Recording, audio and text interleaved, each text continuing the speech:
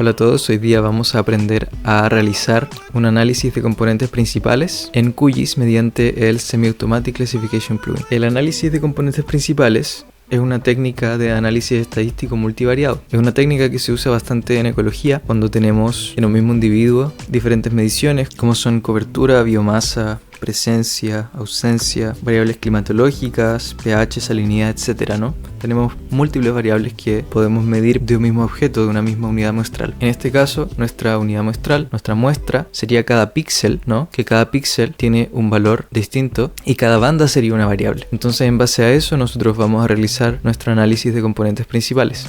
El análisis de componentes principales en teledetección se hace principalmente para reducir la dimensionalidad de los datos. Sabemos que los datos están altamente correlacionados. Por ejemplo, aquí vemos que en el visible de un píxel a otro van variando prácticamente en conjunto. Aquí tenemos una nube y vemos que todas las bandas suben, y si vamos a esta parte más oscura, casi todas bajan a excepción del NIR. Eso indica que tenemos vegetación, ¿no? Entonces, mediante el análisis de componentes principales, nosotros podemos reducir esta dimensionalidad de los datos a unas pocas bandas que van a ser estas componentes principales. La gracia que tienen estas componentes principales es que van a resumir la variabilidad de todos los datos y al mismo tiempo no van a estar correlacionadas entre sí. Y a su vez, la primera componente principal que nosotros vamos a generar va a ser la componente que va a contener la mayor representación de la variabilidad de los datos. En general, cerca de un porcentaje del 60% o más si es que estamos trabajando en ecología, y la segunda menos y la tercera menos. Y en general, cuando en las primeras tres componentes principales vamos a lograr resumir más o menos el 99%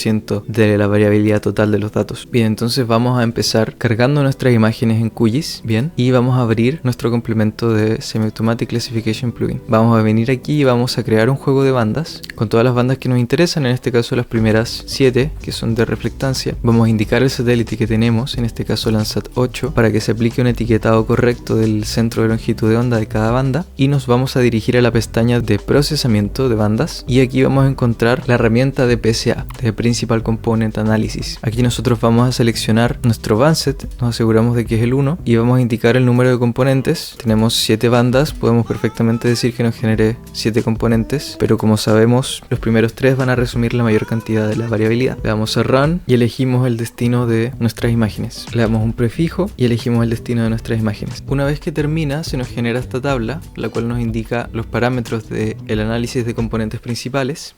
Y aquí podemos ver la cantidad de variabilidad que resume cada componente. Vemos que la primera resume el 60%, la segunda el 33% y la tercera simplemente el 6%, acumulando entre las tres el 99% de la variabilidad. También nos indica aquí la matriz de correlación, la cual nos muestra la correlación entre cada una de las bandas. La banda 1 con la banda 1 tiene un 100% de correlación, y podemos ver aquí, por ejemplo, que la banda 1 con la banda 2 tiene un 99% de correlación. Vemos que casi todas las bandas tienen valores altos de correlación, pero vemos que la banda 5, que es la que corresponde al infrarrojo cercano, en general tiene una correlación negativa con casi todas las bandas. Por ejemplo, con la banda 3 tiene una correlación negativa de 68, lo cual nos está diciendo que si un valor sube, el otro baja.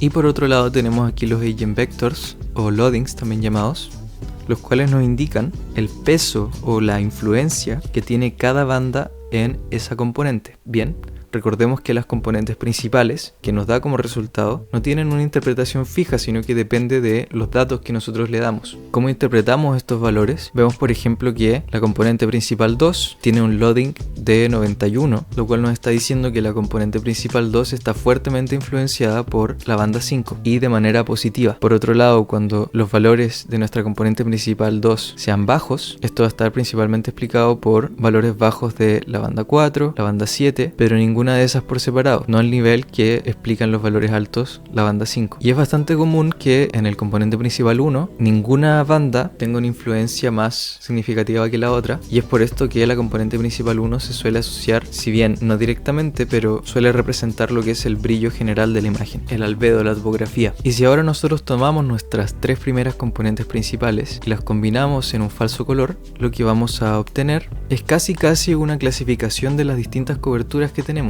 Algo que nosotros no podríamos conseguir con 3 bandas que estuvieran fuertemente correlacionadas. Esta imagen psicodélica que nosotros tenemos aquí, si es que nos fijamos bien, podemos ver que tiene una muy buena capacidad de diferenciar coberturas. Aquí vemos, comparado con la imagen original, vemos que diferencia claramente la zona urbana. Aquí tenemos una gran nube y vemos que la diferencia bastante bien. Y en otro color tenemos un cuerpo de agua que también lo diferencia bien. Aquí al parecer tenemos otra zona urbana, y las zonas de suelo desnudo también las logra clasificar bien. Y esto, recordemos, es porque estamos agrupando la variabilidad de todas nuestras bandas en simplemente 3 componentes principales. Entonces resumimos la firma espectral, si queremos decirlo así, de todas esas bandas en simplemente 3. Y esta es otra de las finalidades del análisis de componentes principales en la teledetección, el realce de las imágenes. Es un súper falso color, si queremos decirlo así. Otra utilidad que tiene el análisis de componentes principales en teledetección es la detección de cambios en los minerales del suelo, en las firmas espectrales geológicas, lo cual evidentemente tiene bastante utilidad para la minería. También, si nosotros agrupamos, en vez de las 7 bandas de una misma toma, bandas de 2 tomas distintas, nuestro componente principal va a ser capaz de diferenciar cuáles fueron las cosas que cambiaron entre una fecha y otra y cuáles permanecieron igual. Y eso sería el análisis de componentes principales en teledetección mediante SSP.